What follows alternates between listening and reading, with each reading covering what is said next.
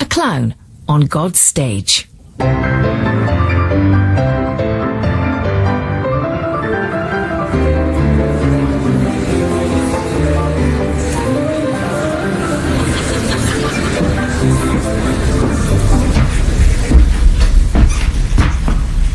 I know what you're thinking.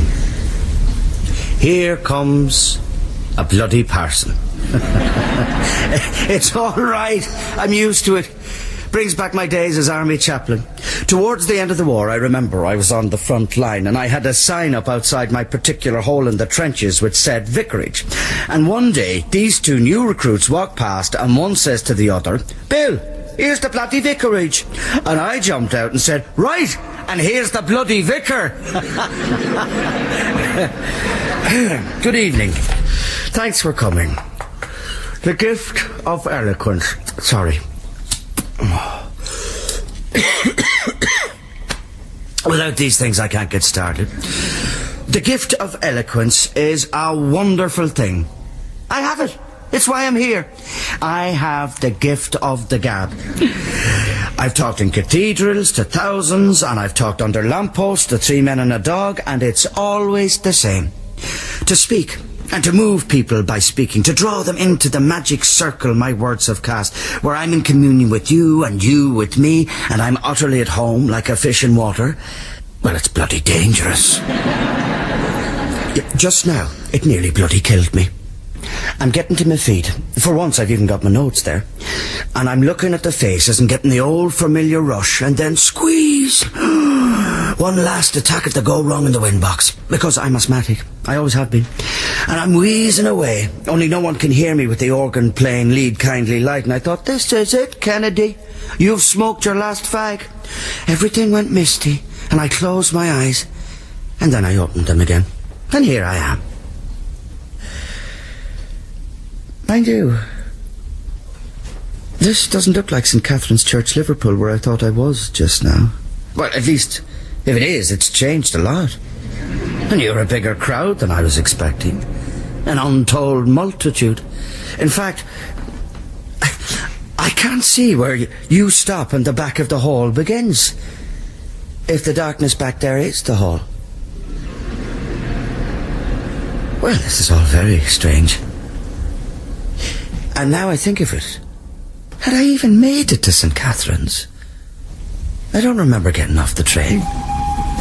Yeah, all right, mate. But I do forget things. I forgot my teeth once. In front of 2,000 people. Big open-air meeting in Crewe. Most embarrassing.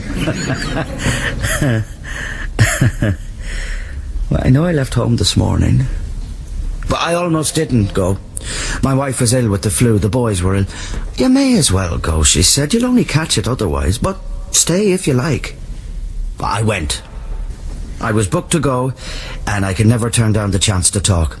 In fact, it seems to me the older I get, the more there is need saying, and urgently, because I've only so much breath left, and while I can get people to listen, once I stop speaking, the world drifts back to what it was doing before, and nothing changes. The poverty and the sham are still there, so I can't be using the gift properly, and I have to keep trying. Let's get on with it. The Search for God. A talk in 4 parts. Birth, crucifixion, resurrection, and ascension. Given by myself, the Reverend Geoffrey Studdert Kennedy, also known as Woodbine Willie, on the 8th of March 1929, with illustrations from the Book of Life and some poetry thrown in, because I do a lot of the poetry stunt. My latest collection will be published in the autumn by Hodder and Stoughton, price 2 and 6, all proceeds to the Miners' Distress Fund. Part 1. Birth. If life were only tragedy all through, and I could play some high heroic part, with fate and evil furies to pursue, I would, with steadfast heart.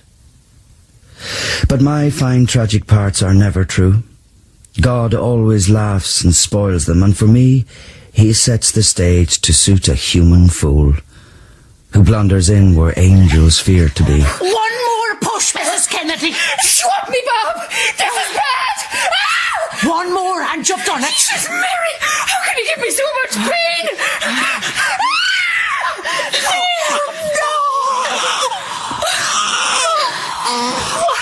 little rosebud. A girl, is it? A boy. Oh, the little beauty. Let me see. Jean, he looks like Dan Leno. I've seen better faces on a stamp. Ah, Mrs. Kennedy, is it the 7 you have now? 12, Jean, if you count the 2 I haven't had yet. Well, isn't that wonderful, with the infant mortality here being what it is? Oh, well, I remember the doctor saying to me after my last little one passed away, Jean, the open sewer by the door's no help, but you'll never even bring them to term while your husband's syphilitic. Oh, the saints! What was that? Why, if the chimney hasn't blown down? Had you given him the breast at all? The street should be pulled down. It's not fit to live in. The whole area's a scandal. A foul, filthy slum. Is that a brick on your pillow, ma'am? It's a mercy the poor infant wasn't killed. Oh, what happened? The dust and soot has got into his lungs. He can't breathe. Breathe! Breathe it! Call the doctor! Oh, thank God. Jean, look at him. What is it, ma'am? Oh, by the blessed Virgin, he's smiling. Not 5 minutes old, and he smiled in the face of death. Yet in his eyes there's tears. Is he soft in the head, maybe? He's looking at the sunrise. God be praised. Oh, my little boy. My angel here on earth. God be praised. That was Leeds, by the way. Those of you who thought it was Dublin. Well now, birth. It's a rum start, you must own up. All that pain and risk. You'd think God could do a better job, my mother said to me once, understandably. But I was 19, and it was one of those moments when life takes a step forward. Because I loved my mother terribly, and I was sure God must do as well. So why give her a hard time when he could give her an easy one? Unless he's a misogynist, and I don't believe he is, even if most of his ministers are. And then I thought, suppose he can't. What if creation isn't easy? And I thought about it some more. This is a beautiful world, isn't it? Where we haven't ruined it. Go out and look at a sunset or a tree or a kitten washing itself. The world's full of order and beauty, so there must be a spirit of goodness behind it, a spirit seeking expression in the miracle of creation. I'll call this spirit God, because I'm a stickler for form. But nature's full of horrors also. Earthquakes, floods, disease and the like. So is God good and bad at the same time? Well, if you believe in an almighty God who is essentially a conjurer pulling rabbits out of a hat while we say, oh, how wonderful, then he must be. He must will both the miracle of a new baby and the fever that kills it a day later, or the earthquake that swallows it up. But, I thought, to believe that is to go morally mad. I can't do it. Those things are wicked, and if God wills wickedness, then I hate God. And I'm a better man for hating him. No more of it, I said. Oh, wait. God is sane, and he loves the things he makes. And if I can't believe that, I'm lost. But if God can do no wrong, why is there wrong? And the answer came to me. Because he has to fight like Halifax to do what he does. Why? Well, we don't know. The nature of matter is the final mystery, isn't it? But my guess is he's up against something inherently evil. Before the order, there was chaos. Science tells us that. The earth was once one heaving, ugly mass of turmoil before God braced himself, rolled up his sleeves, and began his struggle with it. The story of the world's growth is one of a myriad failures, out of which success has been painfully wrung. And the fight's not over yet. Chaos breaks through all the time. God, in short, isn't almighty. God is like Christ. Frightening thought, isn't it? You gave me the blue jippers.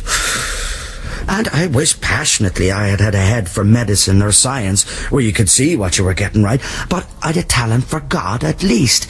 And armed with that, I could work with him to help rid the world of evil and make it a perfect place for mankind.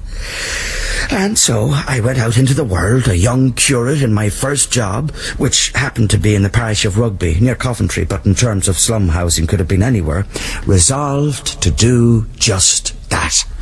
The bloody parsons, you come here with your bloody God, his love, and your peace on earth, and your bloody goodwill towards men. I'll give you goodwill if I can just lay me bloody hands on you.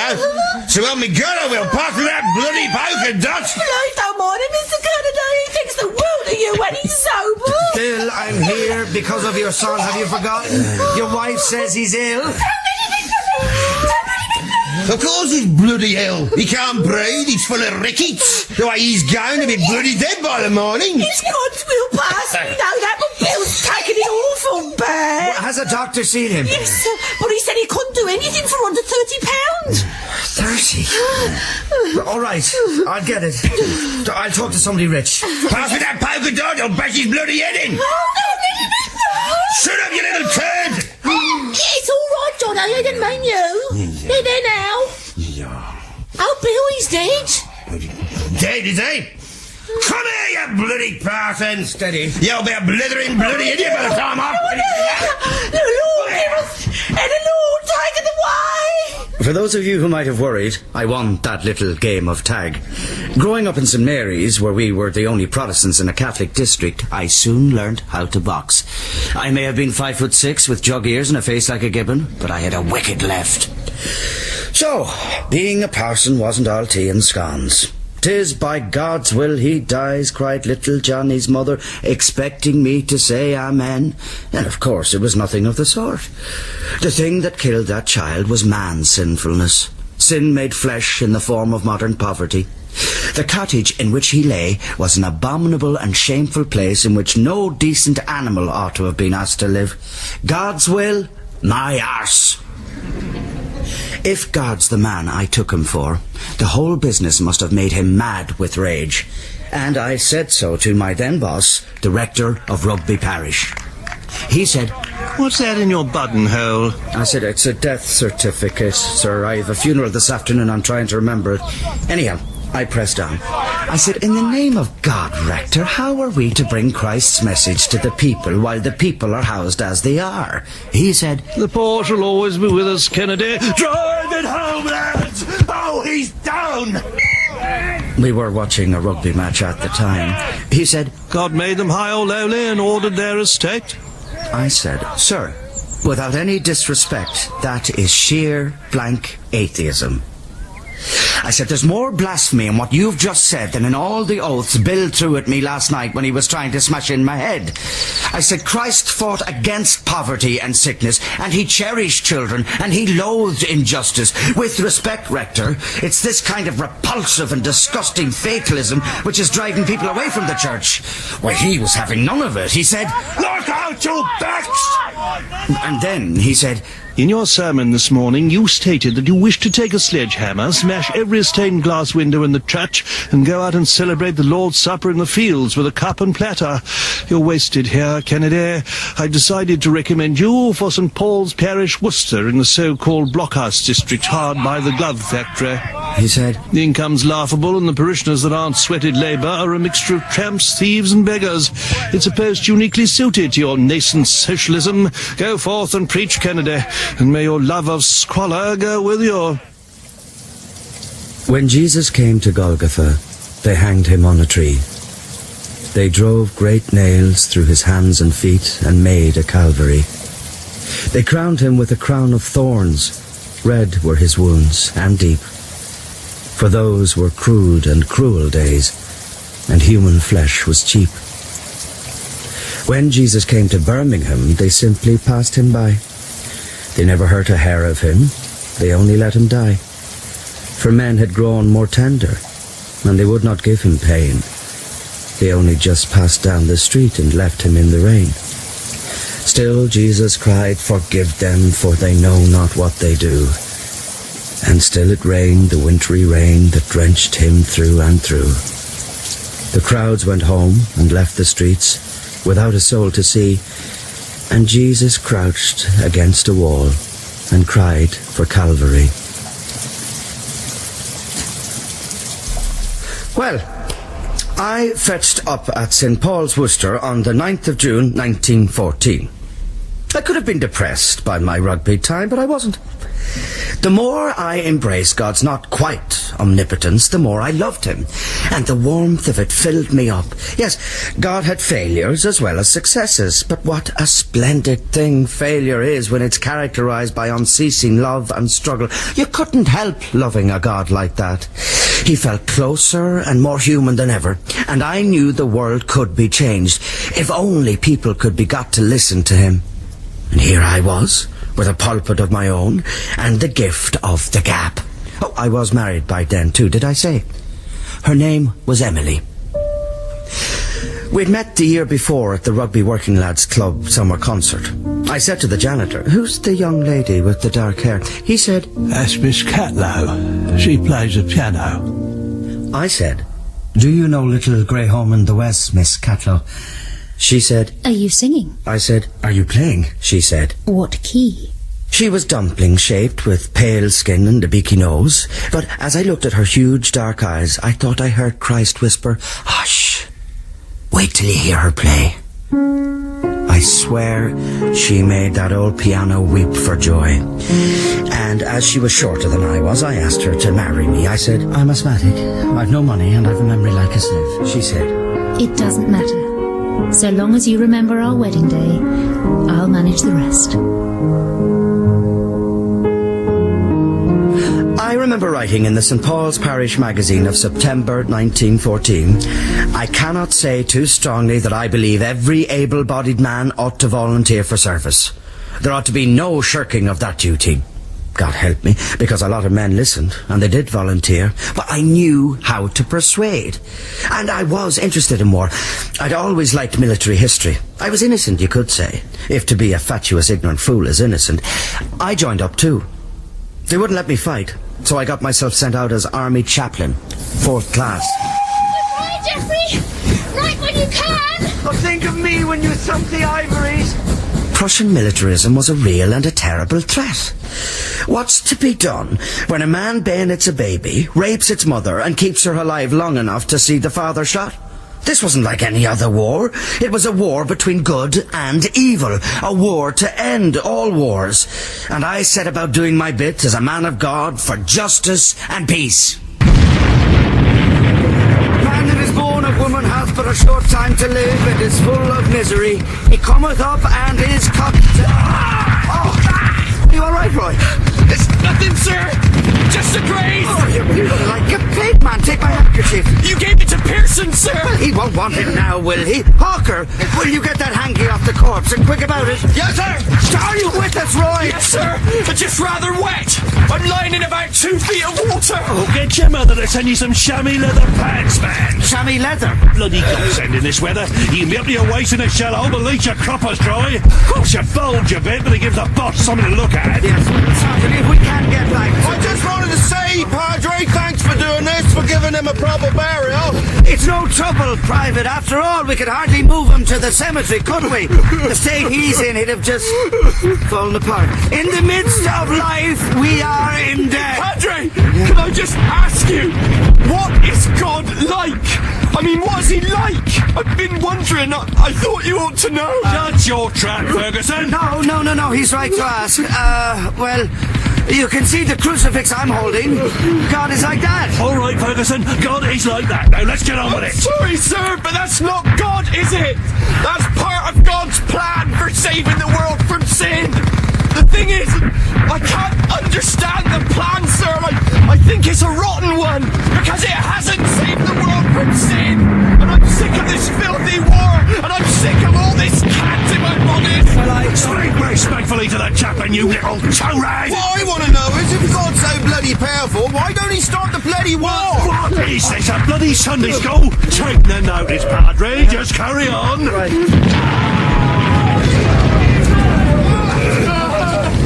For as much as it has pleased Almighty God of his great mercy to take unto himself the soul of our dear brother here. Do you have the cross, Roy? Yes, sir. Oh, you made a nice job of it, lad. Now, never mind complaining. A funeral like this back home would have cost him an arm and a leg.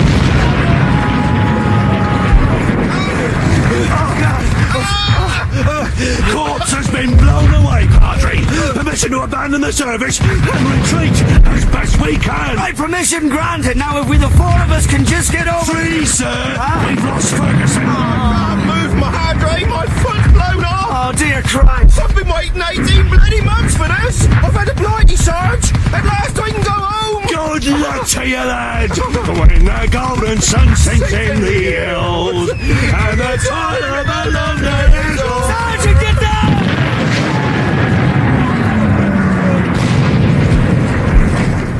A soldier shouted at me once, "What on earth is the church doing here?" Actually, he didn't put it quite like that. And the thing is, I was blessed if I knew. Why was I there? It was the old dilemma from my rugby days. Everyone expected me to be God's policeman. He knows what he's doing. Now move along, please. Amen. It was Calvary all over again. What was a non-combatant from the Dog Collar Brigade supposed to do? Was my job simply to square the whole insanity? Lift morale so that the lads could keep their pecker up? Well, I wanted to help them keep their pecker up if that was the only way I could help, because Roy and the rest, they were the best fellas God ever made. And, mark you, because we had to win. I was called to HQ. A young officer had decided to turn conscientious objector. He said, "If we'd achieved anything with this ghastly slaughter, I might feel differently, but so far the campaign's been a joke. We failed utterly to disturb the integrity of the German defences, and we're stumbling over British dead all the way back to our own lines." His general was a man of plain dealing. He said, Now look here, Neville. You're tired. You've had no sleep for days and your nerves are in shreds. In a moment I'm going to order you to get some rest. But before I do, the chaplain here is going to talk to you about the justice of our cause. Off you go, Padre. Well, before I could open my mouth, the Major said, "Oh, dear God, Padre, not you as well." But I said, "How do you mean?" He said, "I'm a Christian, or at least I thought I was. I went to church and I called myself a good man. The war's scuppered all that. I spend my time sending innocent men to their deaths. Every day I make more widows and orphans, and now a Christian chaplain's going to tell me that I needn't worry because God's on our side and angels saved us at the Battle of Mons, and the whole shebang's the greatest fight ever made for Christianity. Damn me if that isn't the worst agony of all. I may be a sinner, but I have a conscience still." Pretty well put, I thought, and it had me stumped. But the general said, Good God, man. If we all downed tools and followed our bloody conscience, there'd be no one left to fight the bloody war. The Major said, "No, and just as bloody well, given the brainlessness with which it's being conducted." The general said, I'm sending you to an asylum, Neville. You're clearly mad. He said, Count yourself lucky you're an officer. If you'd been a ranker, I'd have had you put against the wall. Well, I saw red at this. I said, "Sir, the man asks you what we stand to gain by this wholesale murder of our best blood, and you lock him in the madhouse. This is damnable," I said. He said, Don't bloody swear at me, you bloody parson. I'll see to it the joke is shared. I've no use for fellows like you, no use at all. And that was me butted off the front line quicker than you could blink. The church had set up a travelling circus called the National Mission of Repentance and Hope, and I was posted to it for the duration. I didn't go quietly, mind you. I said I should stay at the front. The troops are my parish. Where they go, I should go, living their life and sharing their risks. I said my first job is to go beyond the men in self-sacrifice and reckless devotion. I said that's my place, where there's most danger of death. But no one gave a tuppenny dump, really, and away I went. And as the train rattled on towards Amiens, where I'd been booked to preach at the 4th Army Infantry School on Shall Our Dead Have Died in Vain, before boxing with Welsh champion Jimmy Driscoll, because they'd found out I could box and they felt it would entertain the troops, I thought again about poor Major Neville and the General. And I realised they were both right. War is pure, filthy, undiluted sin. There was no difference between the nails that pierced Christ's feet and the shell that blew young Roy and his pal to bits. They were both just sin worked into metal. The war was a disaster, a cruel and insane waste of life, and any decent man must denounce it. But as the General said, all right, and what then? The rest of us still have to fight it. The truth is, we can't be Christian in this benighted world, but we must be as Christian as we can. We can't even be human, but we must be as human as we can. We can't reason away all the torture of human life and claim it's a good thing. There's only one honest explanation, and that's the cross. Take it and plant it in the centre of the world, and everything falls into place. There, in that wounded, writhing body, is the story of man's life on earth. The innocent suffer. It's as terrible and simple as that. But look up. Look beyond the cross to the Christ. And there's the meaning of it all. It's only by the suffering of the innocent that any lasting good for mankind was ever gained. Every day the heap of dead grows higher and casts a longer shadow as the sun goes down to rest. But victory will come if we love the things for which our boys have died, and hate, with a bitter, lasting hatred, the greed, the power lust and avarice, the indifference and sloth on all sides that brought them to their deaths. It will happen. Behind the cross there's the empty tomb and the resurrection. After every Good Friday there is an Easter. Right down through the ages, that's God's story and it's our story. If we believe that, we can stand before the brave army of our British dead, patient, tattered, bloody, mutilated, and cry, Solomon in all his glory was not arrayed as one of these.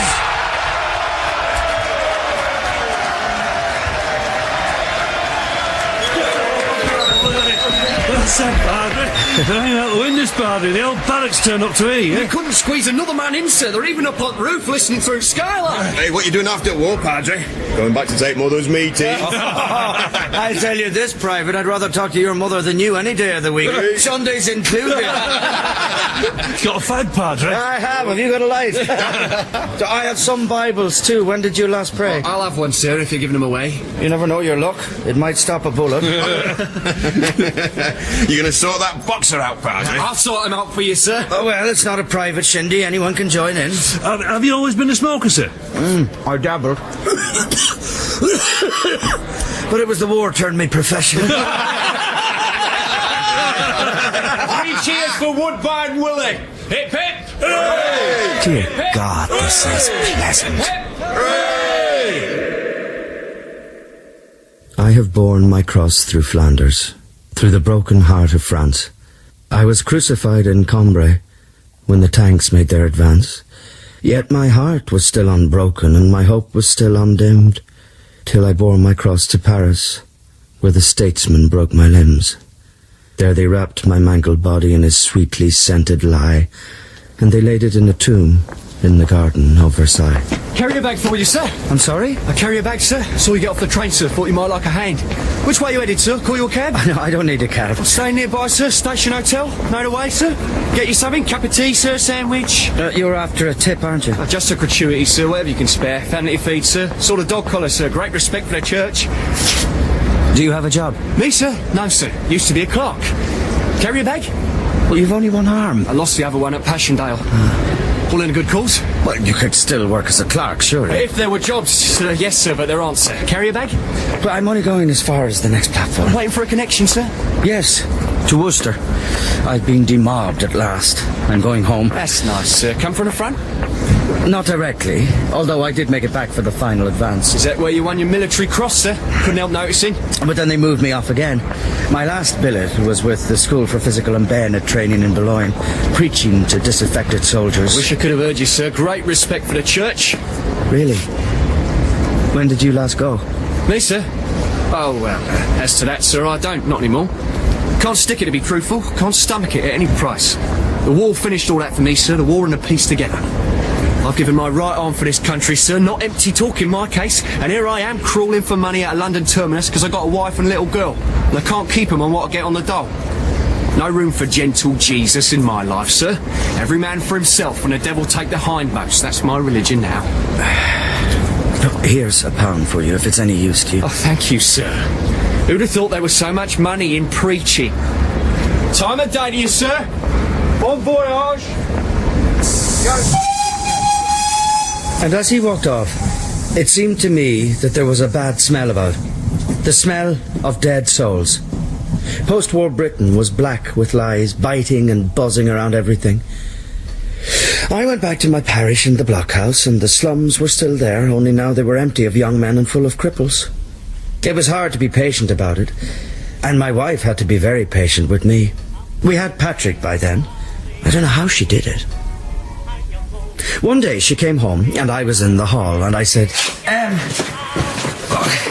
could you give me a hand with this mattress? I've done the bedstead.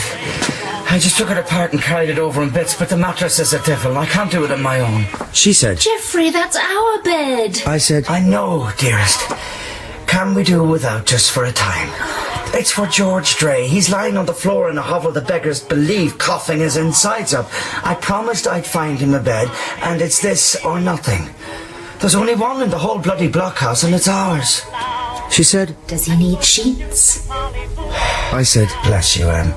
She said, Just as long as we get it back by Christmas. I'm having another baby.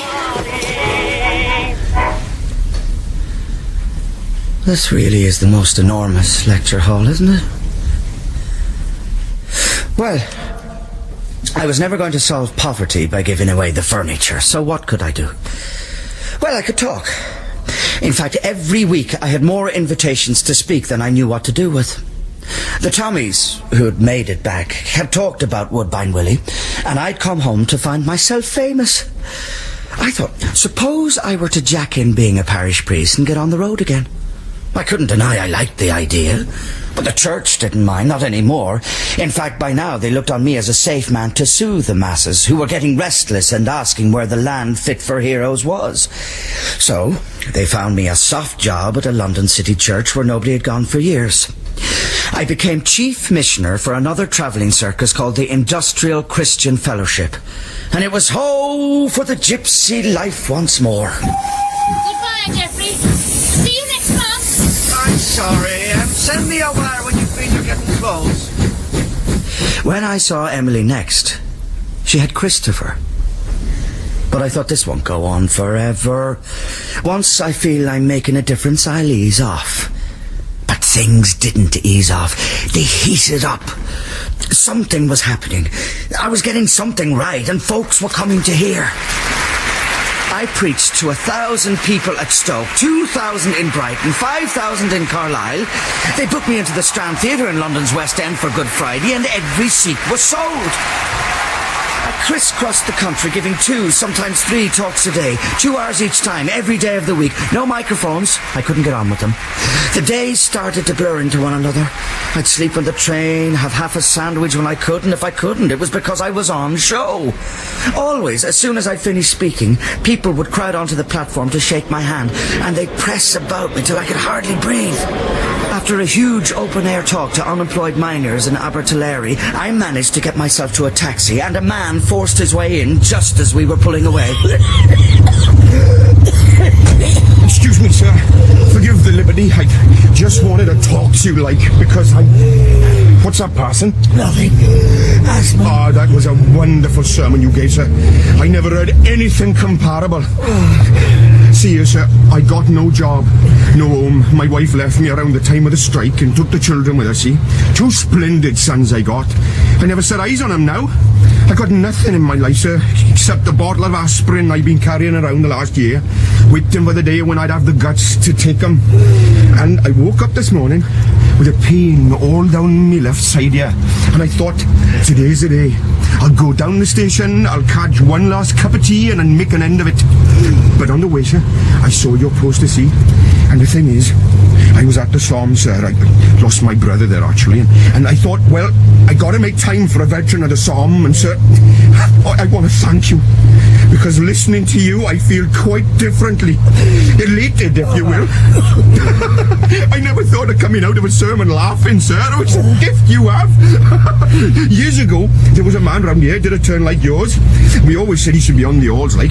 But you were funnier, parson. And that's the truth. That's a terrible chest you've got, sir. Did you used to be a miner? As I checked into the YMCA that night, I thought, I've turned into Dan Leno. Do you remember him? When I was 7, my mother took me to see him at the Leeds Grand Theatre. I thought he was the funniest man on earth. I remember him saying, "Oh, she's a mean woman, my neighbour. She had half a dozen oysters and she ate them in front of the mirror to make them look like a dozen." We queued for hours to get in. The line stretched right round the block. And now the same thing was happening to me. But I wasn't a clown. Or I hadn't intended to be. I was a preacher. And although I did tell jokes to keep things moving along, really, I was trying to wake the world up to what it had to do. The world in which multitudes of our people live is a world of filthy streets, factory noise, and ramshackle hovels run up anyhow. It's chaos, outwardly ugly and inwardly vile. It's murder, the murder of the human soul. And all over the world, people are crying out in passionate protest against it. Can you hear that cry and do nothing? You're here because you call yourselves Christians. Well, if your Christianity doesn't fill you with a longing to right wrongs, it's a fraud. You're standing on rotten ground. It'll give way beneath you, and when the hour comes, you'll go down.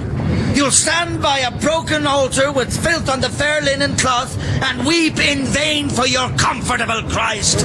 I tell you, I've been there, and I know. If you've got the truth, go out and tell it. Live it. Suffer for it. But if you put your fingers in your ears to shut the cry out, if your altar is a private sanctuary for the comfort of your little soul, then look out. It's an ugly, mean little place, and the wrath of God's love will burn and burn and burn it until there were not even left the ashes of regret. Well, that really brought the house down.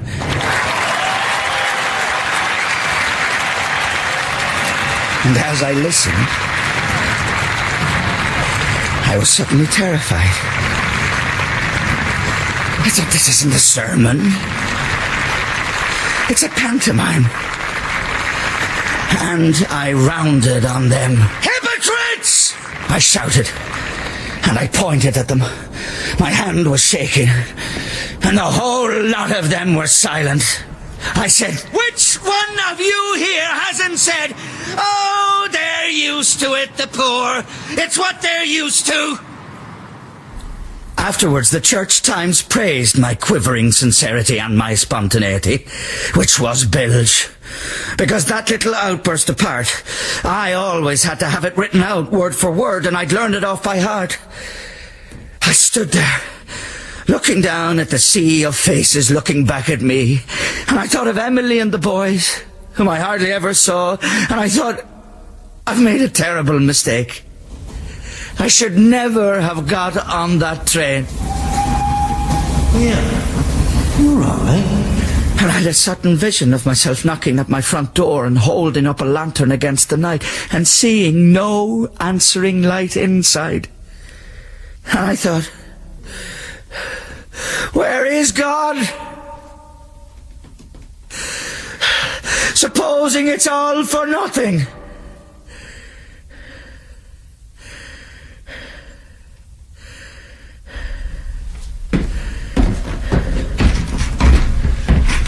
Hello. Hello, Roy. Hello, Woodbine. Well, this is the strangest thing yet. I thought you were dead, but I saw your body all blown to pieces. It's good to see you, Padre. And you, Roy. Very good. Roy Ferguson, best of soldiers, best of pals. Thank you, sir. Have you been enjoying the talk? Oh, yes, sir. All of us. You can't have preach. Oh. But we did feel a bit of a dismal Jim tonight, aren't we? Just step to one side, if you would. Can we have a chair here? Here, sir. If you care to sit down. Oh, well, all right. Good evening, ladies and gentlemen. Thank you for bearing old Woodbine company through birth, crucifixion, and resurrection. We've just Ascension to go, and this time I'll be cueing the final illustration, if that's all right, sir. Roy, I've died, haven't I? Afraid so, sir. Was it the asthma? That and the chain smoking. Shall I cue the illustration, sir? It's from your early life. Oh, it's not me in petticoats, is it? Oh, no, sir. 1913. Courtship days. It won't be easy to watch. I'm blessed if I know why Emily loved me. It's possible she never did. Let's see, shall we? What is it? Just something I wanted to show you. I should get home, Geoffrey. It's dark. My aunt's waiting Oh, up. doesn't that woman ever sleep? There now. It's a lamppost. Yes. Is that it? Have you ever stopped to consider a lamppost? No, I'm a pianist. Oh, did you speak to your aunt about my singing Danny Boy at the concert? Yes. Did you remember to bring the music? Oh, flute! No, I was thinking of something entirely different. What was it this time? I was walking along and I bumped into this lamppost. This one here? Right here. And it was then that I suddenly realised a lamppost is a sign of God's love for humankind. Is this about religion? Everything's about religion. Printing presses and steam engines and telegraphy and flying machines and speech and art and music and pianos. Especially when you play them. Are all about religion. Not to mention the way your hair's catching the light, which means I'm going to have to kiss you, but it won't take long. Geoffrey. There is nothing that has not got to do with religion. And a religion which doesn't find a meaning in these things is not a religion at all. I love you. Did I ever say? Where does the lamppost come in? You said a moment ago, it's dark. Yes, because it is. And wet. Are you scared of the dark? When I was little. Well, me too. And I still am. Well, yes. I suppose I am. Well, we all are, because darkness is a hideous thing. It distorts the whole shape of the world. Just picture what nighttime meant to the first man as they huddled together blindly in trees or caves, waiting, terrified for the dawn. That's what darkness means. Isolation and loneliness and fear and death. And right down the ages, man has fought against it and reached out through it towards his neighbours. Now, think out the whole miracle of a lamppost. Millions of years ago, God said, let there be light. And there was sunlight. And the sunlight caused the luxuriant forests of the Carboniferous era to flourish and then sink beneath the sea. The ocean bed lifted up and pressed down, and lifted up and pressed down like this. And the vegetation fossilized into coal. And in the coal, the first light God gave us was preserved and stored up, so that one day we could labour and toil and dig it out and kindle it and flood the world with light and beat the Prince of Darkness to his knees. I love you, Geoffrey. I hope you don't change. God's in the lamppost, Emily. And when we make lampposts, we're singing back to him the joy of his love.